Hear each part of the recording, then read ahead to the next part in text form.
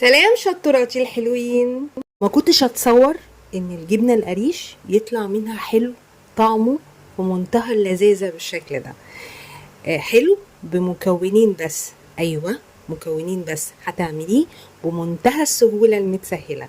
يلا بينا نشوف الطريقة، يلا معايا. كل الحكاية جبنة قريش، ربع كيلو جبنة قريش لباني مش فلاحي. اللباني بيكون الملح فيها قليل وكمان بتكون كريمي زيادة. المكون التاني شوكولاتة 150 جرام، وبسيحهم على بخار مية بالشكل اللي انتوا شايفينه ده او في الميكرويف.